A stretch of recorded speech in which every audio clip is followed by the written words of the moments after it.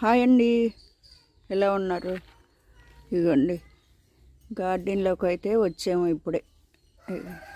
ఇక్కడ చూస్తున్నారుగా, ఇదిగోండి స్వీట్ లెమన్ ఎన్ని వచ్చినాయో చూడండి. ఇదిగోండి ఇప్పుడు కోసేస్తున్నారు అన్నమాట. ఇదిగోండి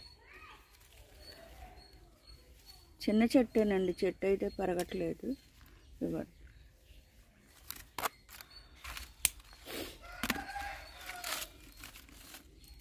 పండిని కొయ్యండి, శాంతం పండిని కొయ్యాలి. ఇదిగోండి